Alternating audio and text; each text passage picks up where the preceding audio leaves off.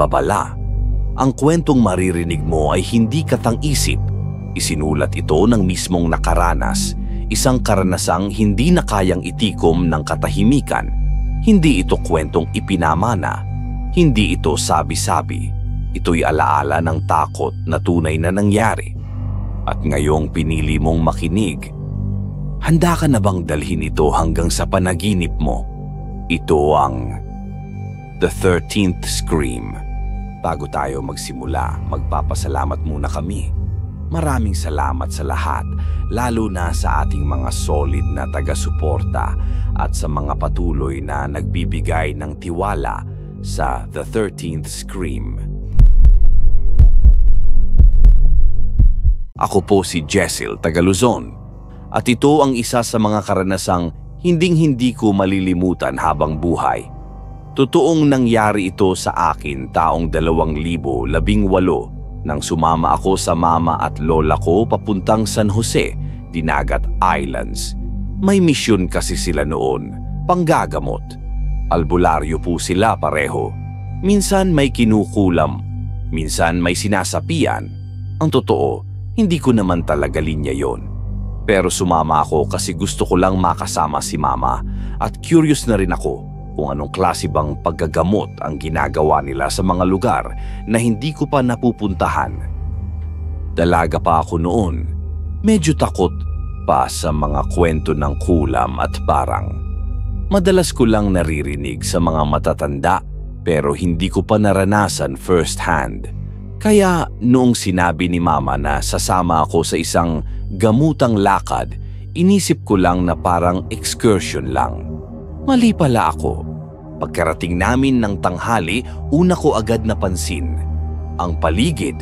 As in wala kang ibang makikita kundi malalaking puno na parang luma na talaga, yung tipo bang saksi sa napakaraming dekada.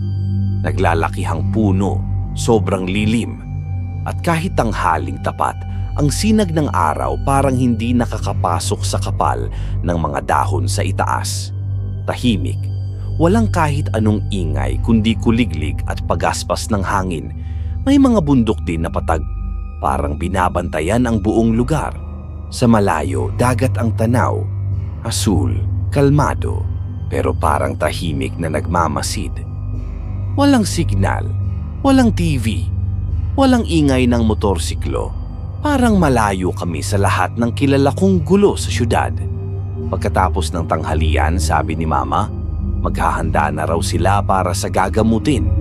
Maraming hinihintay na pasyente daw. Ako naman, kusa na akong tumayo para maghugas ng pinagkainan. Bitbit ko ang batya, palabas na ako ng bahay nang bigla akong pinigilan ni mama. Anak, huwag kang lalabas.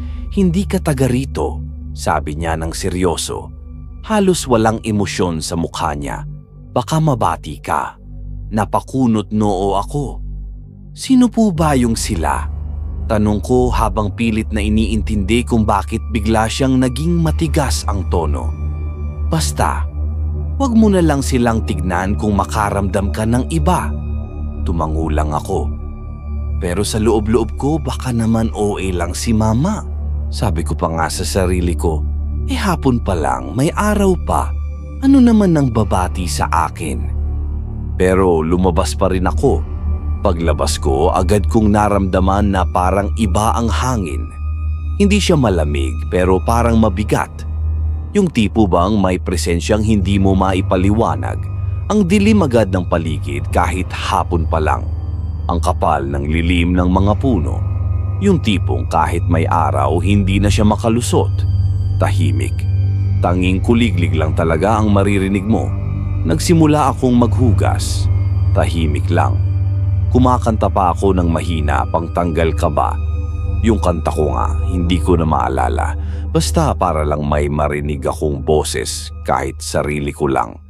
Pero habang nagkakaskas ako ng plato, pakiramdam ko may nakatingin sa likod ko. Hindi ako agad lumingon. Ang ginawa ko, pinagalang ko yung kilos ko. Tapos tumingin-tingin ako sa paligid, kunwari. Sinusubukan kong huwag magpanik. Tapos nung isinaboy ko na yung tubig ng batya sa damuhan, Doon ko siya nakita.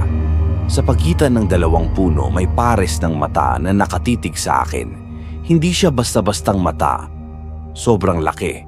Yung puti ng mata parang may manipis na usok sa paligid. Yung itim halos sinlaki ng bola ng tennis. Hindi siya kumukurap. Hindi rin siya gumagalaw. Pero alam kong nakatingin siya sa akin. Parang sinusuri niya ako. Hindi ko na napigilan, napaatras ako. "Ma!" Sumigaw ako sa takot. Nalaglag ko yung plato sa batya. Lumabas agad si Mama, may dalang kung anong dahon na parang ginawang buntal o pangtaboy. "Anong nakita mo?" "May mata po. Ang laki po, Ma, ang laki. Nakatitig sa akin sa may puno."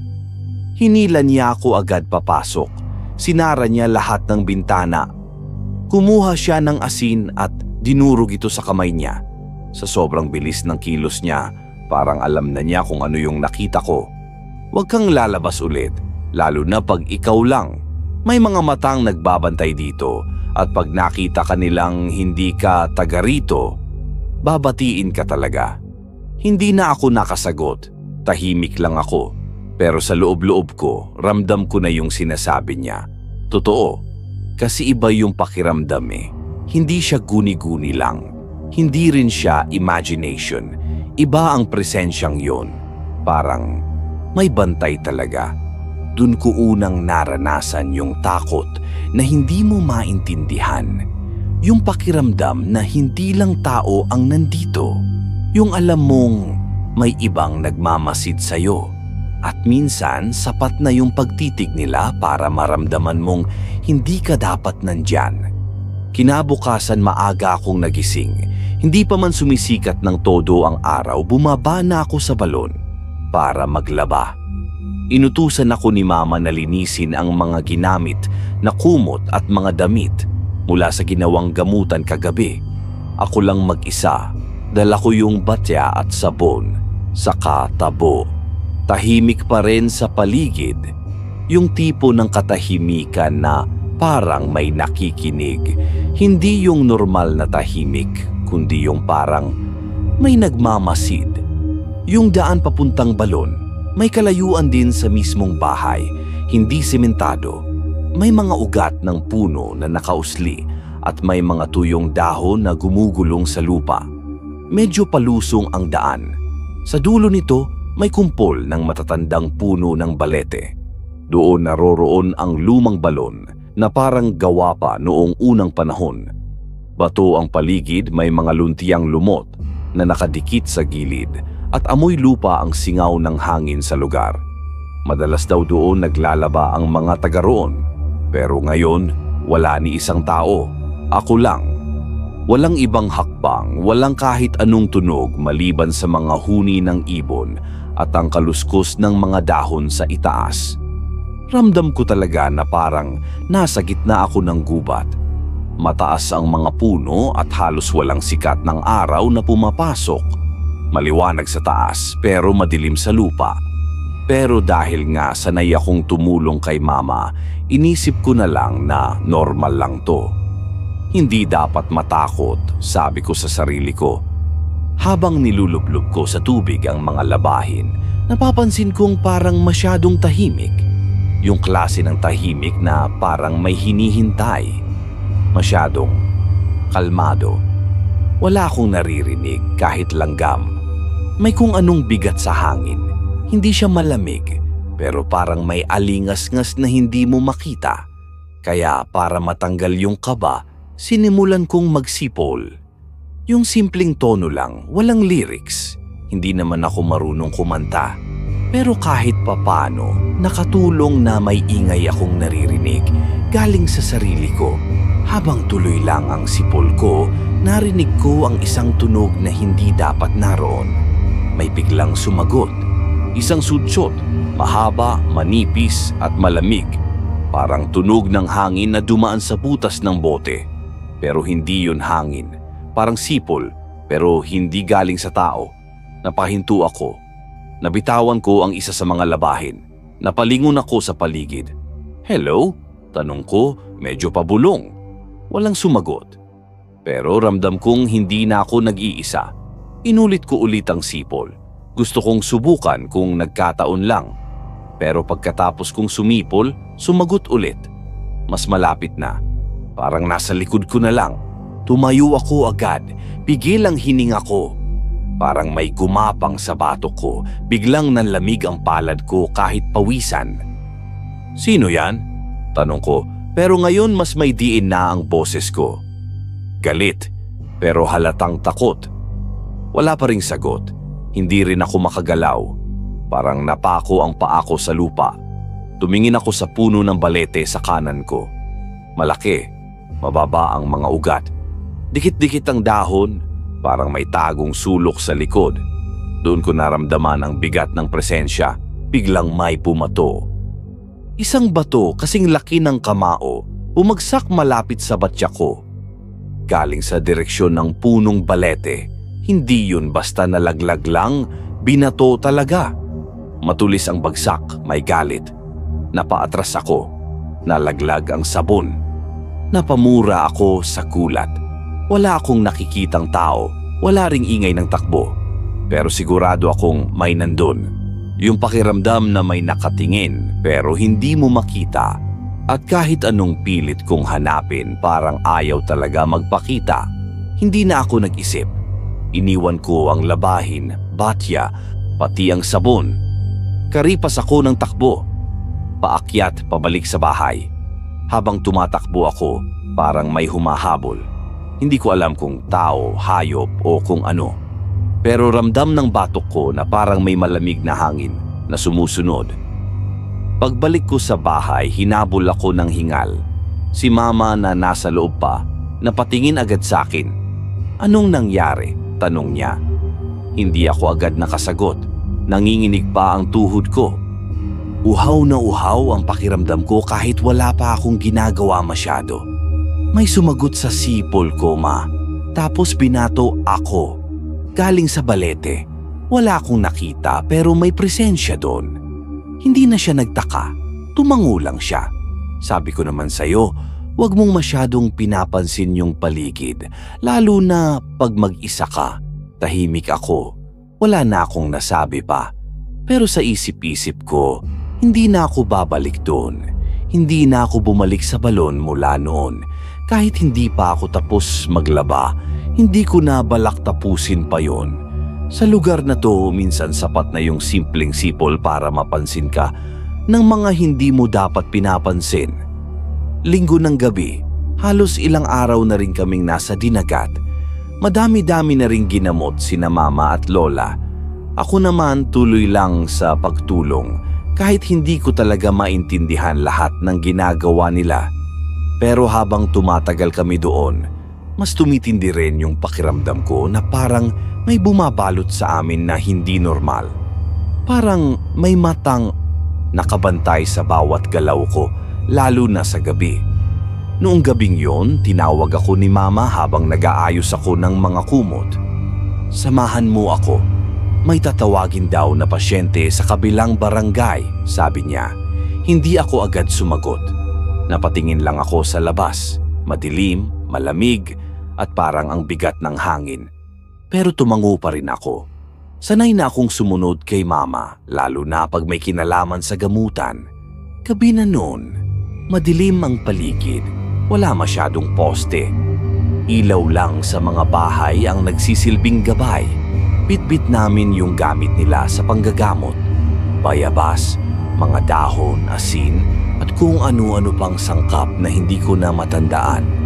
Tapos kami lang ni mama ang magkasama. Habang naglalakad kami sa kalsada, napansin ko agad na tahimik masyado. Pataas ang daan, paliko-liko. Sa gilid, puro puno. Malalaki, mababagsik ang hugis. May mga parte ng daan na halos hindi mo na makita ang paanan mo. Ang liwanag lang namin ay yung maliit na flashlight ni mama at yung liwanag ng buwan na pasilip-silip lang sa ulap. Sa bawat hakbang, parang may gumuguhit sa likod ko. Hindi ko alam kung hangin o guni-guni lang. Tahimik ang daan. Wala kaming kasalubong at wala ring dumadaan na sasakyan. Tanging tunog lang ng tsinelas namin sa lupa ang maririnig, tapos minsan may sanga na mababali sa ilalim ng paa. Ramdam kong kinakabahan ako kahit walang dahilan. Yung tipo bang kahit walang nangyayari, parang may inaabangang sumulpot mula sa gilid ng daan hanggang sa bigla akong napatigil. "Ma, may mga tao sa unahan," sabi ko. Sabay turo sa medyo malayo. Sa liwanag ng buwan, may mga anino akong nakita. 3, 4, 5? Hindi ko alam kung ilan eksakto, pero naroon sila. Akala ko nung una mga normal lang na tao. Baka papunta rin sila kung saan, kagaya namin. Pero habang papalapit kami, doon ko nakita kung gaano sila kaiba. Yung una kong napansin, gulo-gulo ang buhok nila. Hindi basta gulo, parang hindi nasuklay buong buwan. Tapos, yung mga suot nilang damit, may dugo, may putik, may punit. Yung tela parang luma na, sinaunang kasuotan, para bang hindi galing sa panahong ito. Ang ibang mukha nila may tahi, parang sinaraduhan ang bibig o mata, parang sinadyang itago ang nararamdaman. Ang iba naman, yung buhok nakatakip sa mukha. Halos hindi mo na alam kung may mukha pa sa ilalim. Pero ang pinaka nakakakilabot, may ilan sa kanila na baliktad maglakad. Oo, baliktad. Yung mga paa nila nakaharap sa likod, pero sila ay umaabante. Hindi normal ang kilos. Parang nadudulas sa bawat hakbang, pero walang nadadapa. Parang may sariling ritmo ang katawan nila. Parang sinasayaw sa hindi maririnig na tugtog. Nakakatindig ng balahibo. "Ma, natatakot ako," pabulong kong sabi. "Huwag mong tignan, tumingin ka lang sa daan." Sagot niya, mabilis ang lakad. Pero hindi ko mapigilang tumingin. Ang dami nila. Tinatantiya ko mga 6 o 7. Silang sunod-sunod na parang naglalakad lang sa iisang direksyon. Pero wala silang emosyon. Walang bakas ng pagkatao sa galaw. Walang reaksyon kahit mapadaan sa amin. Pero ramdam kong alam nilang nandoon kami. Pakiramdam ko hindi kami ang kasama nila. Parang nadaanan lang nila kami, pero ramdam kong mabigat ang presensya nila. Parang ang paligid bumigat. Kahit hangin ayaw gumalaw habang dumadaan sila. "Ma, nakikita ko sila, hindi mo ba sila nakikita?" Pulong ko habang nanginginig. "Nakikita ko sila," sagot ni Mama. "Pero hindi ko sila pinapansin, diyan lang sila. Huwag mo lang silang pansinin." "Ma, may third eye ako, ano?" Tanong ko. Hindi na ako nagpatumpik-tumpik pa. Matagal ko nang pinagdududahan, pero ngayon lang ako nagtapat. Ngayon lang ako napilitang umamin. Dahil ngayon lang ako totoong nakakita. "Oo," sagot niya, seryoso ang tono. Walang pag-aalinlangan. "Kaya lalo kang pinupuntirya, kaya huwag kang tumitig. Huwag mong ipakitang natatakot ka." Mas binilisan namin ang lakad. Ramdam kong naninigas ang batok ko habang paakyat kami. Pero habang papalayo kami, ramdam kong tinitingnan pa rin nila ako. At kahit hindi ko na sila nililingon, parang naririnig ko pa rin yung yapak nila sa lupa, pabaliktad. Lunes ng umaga, medyo nakaramdam na ako ng pagod. Sa totoo lang, pagkatapos ng nakita ko kagabi, hirap pa rin akong makatulog. Pikit man ang mga mata ko, parang nasa harap ko pa rin yung mga nilalang na walang emosyon, yung mga baliktad maglakad. Pero ayokong ipahalata kina Mama at Lola, kaya nagtuloy-tuloy lang ako sa pagtulong. Nagtataka pa ako kung bakit parang ang bigat pa rin ng katawan ko kahit wala naman akong masyadong ginawa. Parang kulang sa hangin ang paligid, pero baka pagod lang talaga. Kaya nung inutusan ako ni Mama, hindi na ako nagreklamo. Mga bandang 9:00, inutusan ako ni Mama na bumili ng tinapay. May maliit na tindahan daw sa kabilang dulo ng daan, sa may pataas na parte bago pumasok sa mga taniman. Dala ko lang yung eco bag at konting pera. Mag-isa lang ako. Tahimik pa rin sa paligid. Wala pa rin katao-tao sa daan. Malayo ang pagitan ng mga bahay. Ang hangin amoy lupa. May bahid ng alikabok at damong basa. May mga parte ng daan na makipot. May mga damo na tumatama sa binti habang naglalakad ka. Pinilit kong huwag matakot. Tanghaling tapat naman, di ba? Wala namang dapat ikatakot sa ganitong oras. Paulit-ulit kong sinasabi sa sarili ko, walang masamang mangyayari, bibili lang ako. Pero habang naglalakad ako, napansin ko na parang may tao sa unahan. Mabagal ang lakad niya, paliko-liko. Medyo kuba ang tindig at balot na balot siya ng damit na parang hindi para sa init ng araw. May dalang bayong. Hindi ko makita ang mukha kasi nakayuko siya. Ang kilos niya parang pagod pero sabay may puwersa. Hindi siya ang tipo ng matanda na marupok. Merong kakaiba sa galaw niya. Lumakad ako ng normal. Ayokong magpahalata ng kaba. Pero habang papalapit ako, doon ko napansin, babae pala siya. Matanda. Kulubot ang balat at ang buhok niya puting-puti, mahaba, magulo. Parang hindi pa nasusuklay simula kahapon. Pero ang pinaka hindi ko makakalimutan, amoy niya. Amoy bulok na isda, malansa. Parang may patay na hayop na iniwang mabulok sa araw. Sobrang tapang ng amoy niya kaya napapikit ako habang naglalakad. Para akong nakapasok sa freezer na may panis na isda, biglaan, matalim at mahapdi sa ilong. Nabangga ko siya ng bahagya, hindi sinasadya. Ay, sorry po, agad kong sabi, sabay yuko ng bahagya. Iniwas ko na agad ang tingin. Hindi siya sumagot, pero huminto siya sa paglalakad tapos dahan-dahan siyang tumingin sa akin. Pakiramdam ko, tumigil ang paligid. Yung ingay ng ibon, yung hangin sa mga dahon. Biglang tumigil, tahimik. Tulad nung gabi ng mga nilalang na nakita namin ni Mama, ganun din ang atmosphere. Yung parang binawasan ng oxygen sa paligid mo. Yung mga mata niya, mapula, parang laging gising. Namumugto pero buhay na buhay ang titig. Yung balat niya kulubot na kulubot, parang tuyong papel na babasagin. Parang kahit hawakan mo siya, mag-aalab sa init o lamig. Yung ngiti niya, pilit, hindi masaya. Parang may galit na hindi mo maintindihan at hindi mo rin alam kung para kanino. Mag-ingat ka bago matulog, sabi niya. Mabagal, pabulong, pero tumagos sa pandinig ko. Parang hindi ko lang narinig. Parang ipinasok niya sa loob ng isip ko. Hindi ako nakakibo, hindi ko siya matingnan ng diretsyo. Parang may humahawak sa batok ko. Pinipigilan akong gumalaw. Yung klaseng pakiramdam na kahit gusto mong sumigaw o tumakbo, wala kang magawa. Tumango lang ako ng kaunti, halos di na makita, tapos dumiretso ng lakad. Hindi na ako lumingon pa, hindi ko na kaya.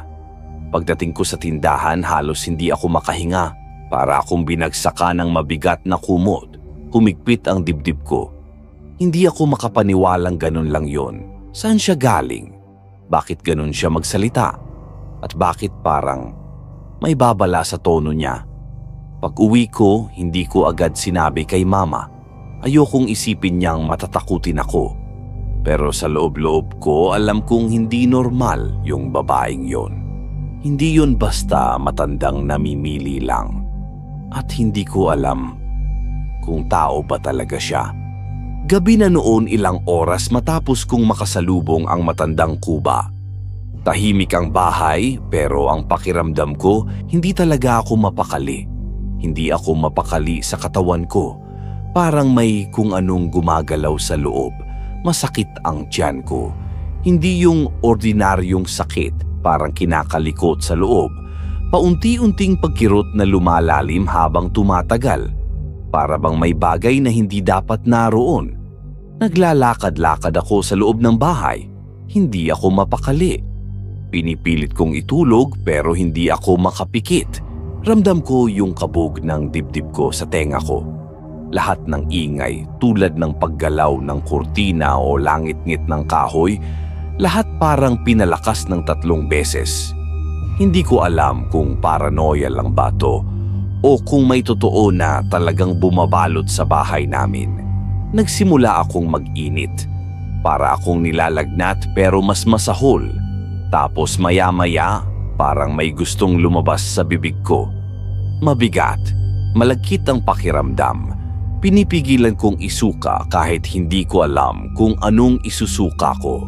Nanginginig ang mga kamay ko habang yakap ang tiyan ko.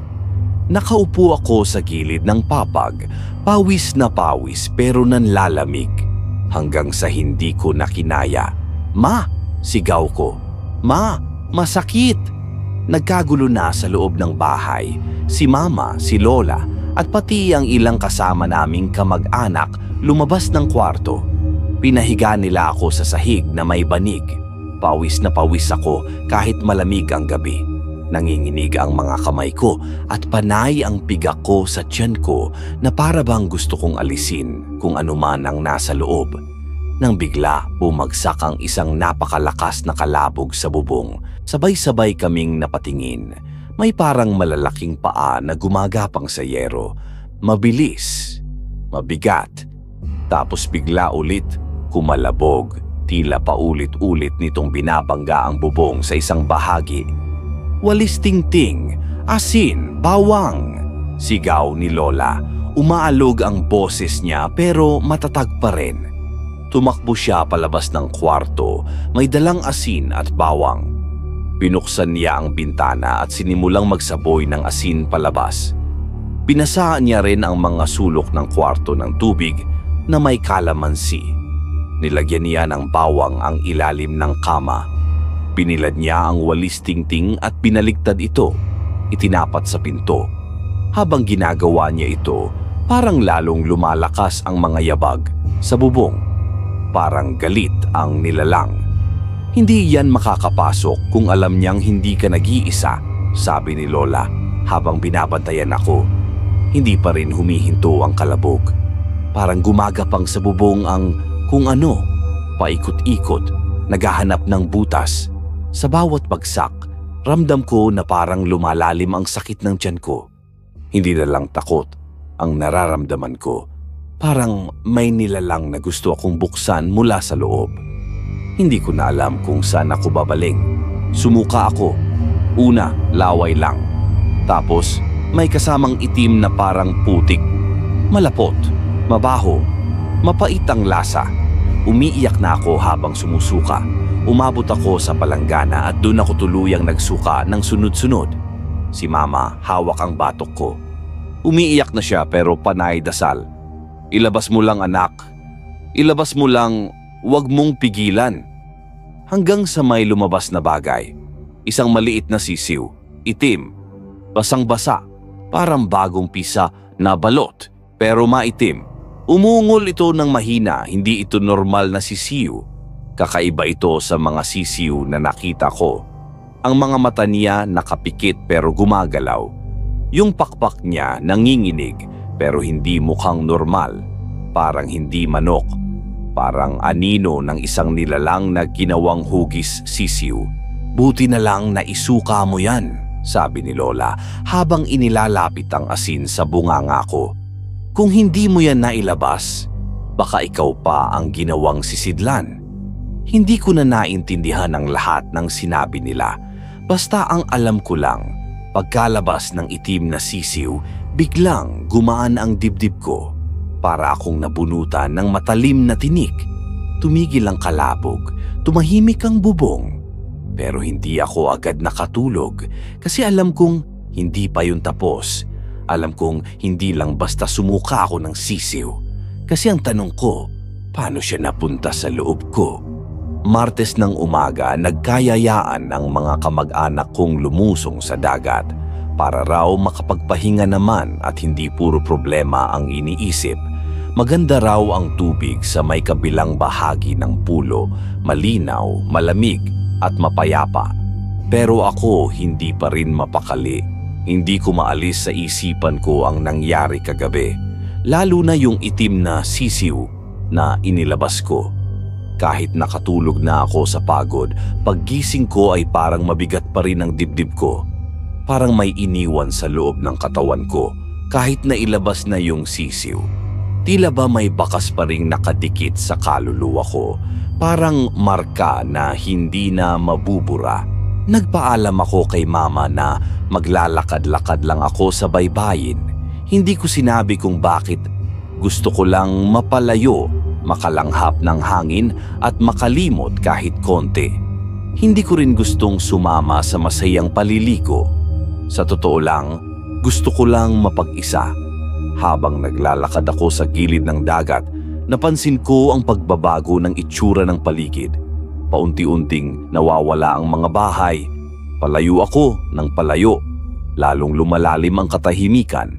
Ang hampas ng tubig sa mga bato, paulit-ulit. Ang mga ibon, bihira na. Ang liwanag ng araw, malambot, hindi masakit sa balat. Parang bumaba ang init. Parang pinapahinga ako ng lugar. May mga nilampasan akong punong may ugat na umaabot sa tubig. Ang ibang bahagi ng baybayin ay may maliliit na bato. Pero habang lumalapit ako sa dulo, nagiging malalaki at mas matatapang ang anyo ng mga bato. Parang mga bantay ng dagat. Hanggang sa narating ko ang isang lugar na tila hindi naaabot ng karamihan. Parang hindi napupuntahan ng tao. Dito mas malalaki ang mga bato. Mas kakaiba ang hugis. Ang dagat mas asul. Mas matingkad kaysa sa normal. Parang Boracay pero hindi ito turismo. Para itong lihim na sulok ng mundo na ayaw maistorbo. Tahimik pero hindi ligtas. Sa dulo ng mga batong iyon may nakita akong kuweba. Mababaw lang pero ang anyo nito parang nilikha. Hindi likha ng tao kundi likha ng panahon. Sa gilid ng pasukan ng kuweba may isang malaking bato pero hindi ito ordinaryong bato. Parang sanggol ang hugis nito, nakaluhod, nakayuko, yakap ang sarili. Natural ang korte niya pero imposibleng aksidente lang yon.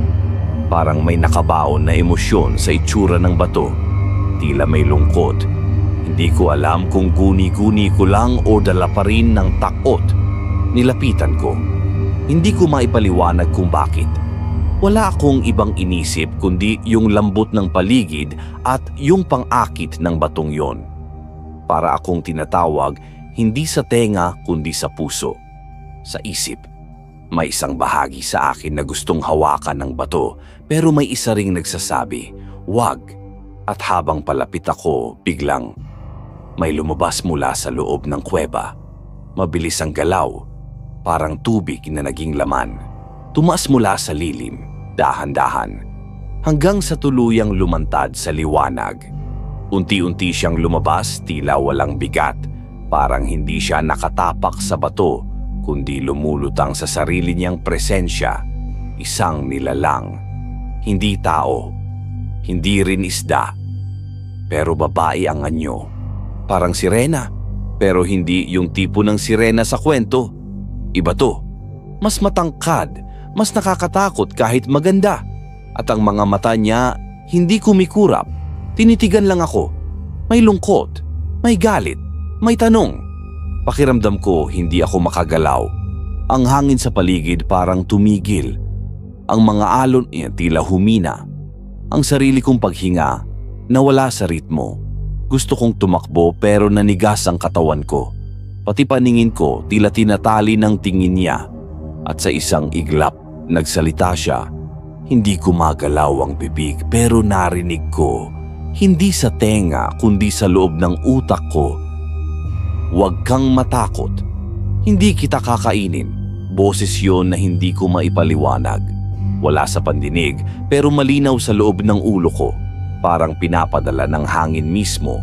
Malamig, mabagal. Pero may puwersa, may lalim, may hiwaga. Napatigil ako, nanatiling nakatayo. Hindi ko alam kung tatakbo ba ako o luluhod. Ang buong katawan ko parang kinulong sa presensya niya. Hindi siya gumagalaw pero ang dami kong nararamdaman. Parang pinupunit ang katahimikan ng lugar. Hindi sa lakas, kundi sa bigat ng kanyang presensya. "Hindi ka dapat nandito," sabi pa niya. "Pero narito ka na. Kaya makinig ka." Parang napaso ang dibdib ko sa sinabi niya. Hindi ko alam kung ano ang ibig niyang sabihin, pero naramdaman kong hindi lang basta aksidente ang pagdating ko sa lugar na to. Parang may dahilan kung bakit ako napadpad dito. "Maraming kasalanan ng mga tao," sabi niya. "Kaya kami bumangon." Napakunot ang noo ko. Gusto kong magsalita pero hindi ako makalabas ng boses. Tila binabasa niya ang iniisip ko. Ang bawat tanong ko, sinasagot niya bago ko pa man mabuo. "Hindi lahat," dagdag niya, "pero karamihan nakakalimot, mapangabuso, mapagwasak, lahat ng binigay sa kanila ng dagat, lupa, hangin, sinira nila." Habang sinasabi niya ito, parang may sumasagi sa isipan ko. Mga imahe ng basurang palutang-lutang, mga koral na putina, mga hayop na patay sa dalampasigan. Parang pinapanood niya ako ng mga alaala ng dagat na iniwan, sinira, pinatay. Tumulo ang luha ko. Hindi ko alam kung dahil sa takot o sa bigat ng sinasabi niya. Parang pinaparamdam niya sa akin ang galit na tago sa ilalim ng tubig. Parang dinadala niya sa akin ang lungkot ng mga lugar na sinaktan ng tao. Para akong kinukulong sa sariling konsensya. "Bakit mo to sinasabi sa akin?" tanong ko sa loob ng isip ko. "Dahil nakita ka namin. Dahil naramdaman namin na may mga tanong ka rin." Napatingin ako sa kanya. Hindi na siya mukhang sirena lang. Parang mas matanda siya kaysa sa panahon. Parang siyang tagapagsalita ng lahat ng nilalang sa ilalim. Hindi lang siya nag-iisa. Parang marami sila pero siya ang mukha na pinakita sa akin. Hindi ko na napigilan ang sarili ko. Napaupo ako sa bato. Hindi na ako tumakbo. Hindi ko na rin siya tinakasan. Sa kabila ng lahat, may tanong akong iniipit. Paano kung ako rin bahagi ng mga nakalimot? "Hindi pa huli ang lahat," sabi ng sirena. "Pero kung magpapatuloy kayo, may kabayaran." Habang sinasambit niya ito, ang kulay ng tubig sa paligid niya ay nag-iba. Mula sa malinaw na asul, naging malalim na luntian. Parang banta, parang babalan na hindi sinisigaw, kundi idinadaan sa katahimikan. Nang marinig ko yun, bigla siyang umurong pabalik sa lilim ng kuweba. Dahan-dahan, walang tunog. Tulad ng paglitaw niya, ang pag-alis niya ay parang panaginip. Malambot pero mabigat sa loob. Hindi ko siya sinundan. Hindi ko na rin siya tinawag. Ang paligid nanahimik ulit. Ang hangin bumalik. Ang dagat umalon muli. Pero ako hindi na katulad ng dati. Pag-uwi ko, wala akong sinabi kahit kanino. Pero hanggang ngayon, dala ko pa rin ang tanong. Dapat ba akong matakot? O dapat na akong mahiya?